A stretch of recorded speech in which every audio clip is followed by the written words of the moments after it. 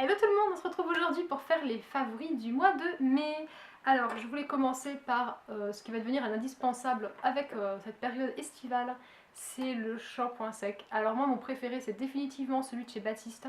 Là j'ai la version blush tout simplement parce que c'est celle que j'ai essayée au départ et j'ai tellement été convaincue que du coup je n'ose pas acheter d'autres versions de peur qu'elles soient moins efficaces. Mais il est vraiment tip top top top top, il laisse les cheveux très aériens, très légers, sans résidu de matière, sans laisser les cheveux poisseux ou je ne sais quoi, vraiment il a un côté vraiment très aérien, très léger que je trouve vraiment agréable. Après le petit problème qu'il peut avoir c'est qu'il laisse quand même un résidu un peu blanc sur les cheveux, donc du coup si vous êtes brune, vous avez des cheveux plus foncés que moi par exemple, je pense que ça peut être un petit peu embêtant. Donc après je sais qu'ils ont sorti des versions brunettes pour les femmes qui sont brunes, mais comme je vous l'ai dit je n'ai testé que cette version là, donc du coup je ne peux pas vous dire ce que j'en pense. On reste dans les produits capillaires avec ceci. Donc ce sont des produits de la marque Désert Essence. J'ai pris le shampoing à la pomme verte et au gingembre, qui est un shampoing en fait volumisant pour les cheveux fins. Et j'ai pris l'après-shampoing à la framboise, qui est censé apporter une brillance et raviver la couleur pour des cheveux colorés. Et voilà, vous vous doutez que s'ils sont dans mes favoris du mois de mai et enfin ces favoris découvertes, je les ai appréciés donc je les ai dans cette vidéo, mais vous aurez une revue plus complète sur ces produits là, donc je ne m'éternise pas. Ensuite j'avais envie de vous demander votre avis, j'ai acheté cette mousse nettoyante-ci, donc c'est la mousse de la marque Melvita, bouquet floral, mousse légère nettoyante, qui est donc à base d'eau florale de rose, d'eau de fleur d'oranger et d'extrait de narcisse. Il y a également un petit logo certification bio, organique, bidule.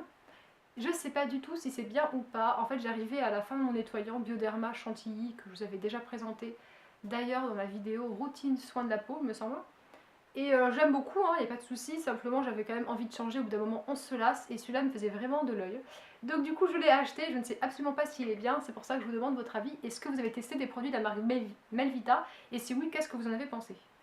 Ensuite j'ai deux produits à vous présenter pour le cosmétique en fait. Donc le premier c'est un rouge à lèvres, donc c'est un rouge à lèvres en format comme ça, crayon, de la marque Adopt by Réserve Naturelle.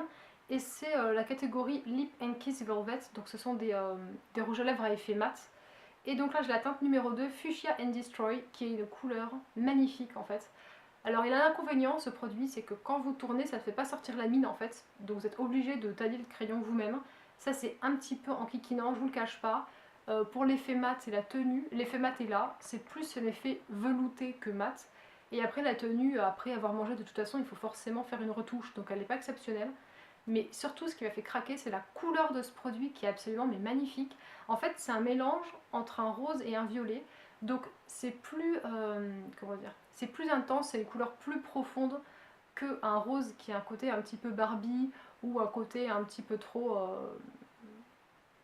difficile à porter, voilà, on va dire ça comme ça. Avec vos vêtements ou quoi, c'est avec un rose, c'est pas forcément évident, alors que déjà cette couleur-là, comme elle est plus proche du violet, qu'elle est intermédiaire entre les deux, je trouve que c'est plus facile à porter au quotidien. Et en plus, elle est quand même beaucoup plus intense qu'un rose, mais en même temps, elle ne tombe pas dans le côté violet sombre avec ce côté plus de soirée, plus un peu limite gothique, on tombe pas du tout là-dedans, c'est vraiment un beau mélange entre les deux. Et pour les blondes, je trouve que ça fait un rouge à lèvres qui peut être assez intense sans tomber dans le rouge à lèvres sombre qui peut être plus difficile à porter si jamais vous n'osez pas les bordeaux, etc. Cette couleur-là, elle est vraiment magnifique. Ensuite, je vous parle d'un mascara, et c'est ce mascara-ci, donc c'est le Balconnet de cils de chez Etam. Et en fait, c'est leur mascara multifonction, là, donc mascara multi-action haute couleur, voilà. Donc vous savez qu'ils ont plusieurs mascaras. Il y a le mascara pour apporter du volume, qui est le Bonnet E, je crois. Ils ont des mascaras pour allonger les cils, pour faire je sais pas quoi. Lui, il est censé faire un petit peu tout, c'est également le moins cher qu'ils aient.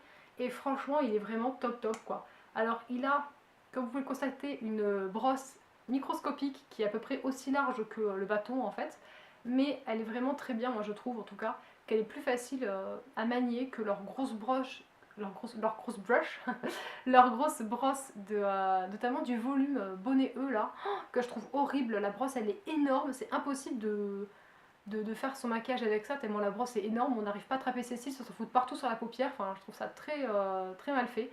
Alors que celui-là franchement, vous mettez ça à la base de vos cils, hein. Vous pouvez bien en plus vous approcher, vous risquez pas, comme la brosse n'est pas grosse, elle est facile à manier. Vous pouvez bien attraper les cils, bien les séparer, bien apporter de la longueur, vous pouvez faire les cils du bas très facilement aussi, franchement pour moi c'est vraiment un top. La couleur, le noir est vraiment intense, il n'y a rien à dire de particulier, ça tient bien, j'ai pas d'irritation dans les yeux. Donc du coup je dis. Et maintenant on va se faire une petite catégorie random en fait. J'avais envie de vous parler de musique un petit peu pour ce mois-ci, notamment avec 5 titres qui m'ont plu. Donc le premier c'est Bitch Better Have My Money de Rihanna. C'est une chanson qui peut paraître un peu agressive, hein, que moi au départ j'ai perçue comme étant agressive.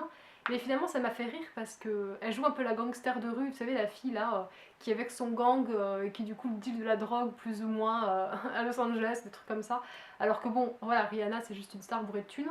Et ça m'a trop fait rire en fait, que... Enfin du coup moi je pense ça carrément au second degré. Et du coup l'agressivité qu'on peut trouver dans cette chanson, moi je trouve que c'est plutôt énergisant et que ça donne la niaque en fait. Je trouve que ça vous extériorise en fait.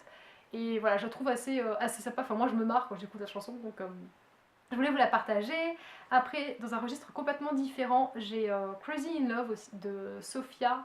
J'ai noté son nom parce que je me trompe tout le temps. Karlberg. Voilà, que j'ai découvert il y a un petit moment en fait pour tout vous dire.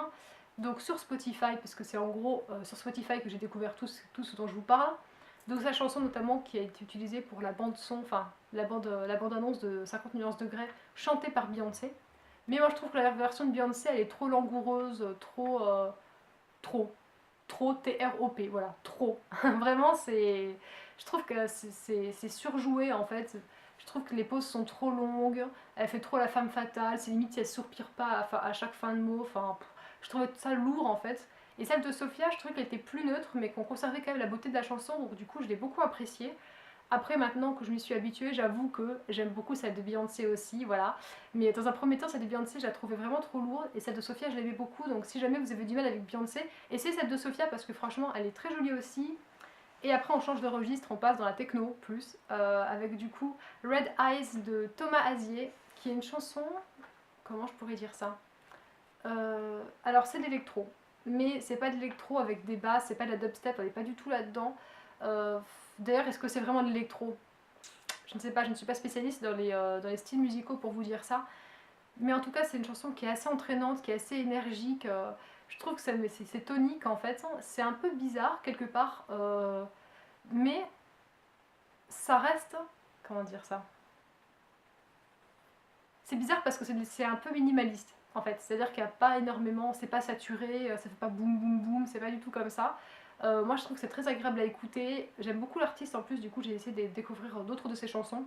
Et franchement j'aime beaucoup. La plus connue je pense de lui c'est Ghost City, donc je vous mettrai les deux musiques en barre d'infos si jamais vous voulez aller écouter.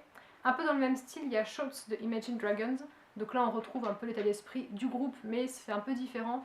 J'ai l'impression que c'est un peu plus pour la masse que ce qu'ils ont pu faire précédemment, mais ça reste tout aussi bon, donc moi j'écoute à fond. Et après, la dernière chanson, c'est Strange Birds, si c'est bien ça j'espère, de... Non, c'est pas Strange Birds, n'importe quoi, c'est Strange quelque chose, attendez. Pourquoi j'ai écrit Strange Birds? Moi, je crois que je suis partie dans mon délire là, c'est pas ça, c'est... Strange Identity. Ouh, je sais pas pourquoi je parle d'oiseau au lieu de parler d'identité, mais c'est pas grave. Donc voilà, c'est Strange Identity de Oscar and the Wolf, qui là pour le coup est bizarre dans le sens perché. C'est plus une question d'ambiance qu'une question de musique, d'électro. Je trouve après que c'est quand même prenant, c'est assez lancinant en fait. Voilà, moi j'aime beaucoup. C'est la chanson pour le coup que je préfère de cet artiste et de ce que j'ai pu écouter jusqu'à présent. Le reste je trouve ça un peu trop bizarre, mais celle-là franchement c'est un bon équilibre et je vous conseille vraiment d'aller la découvrir si jamais vous ne la connaissez pas déjà. Voilà, la vidéo est terminée, j'espère qu'elle vous aura plu, je vous fais plein de gros bisous et je vous dis à la prochaine vidéo. Bye.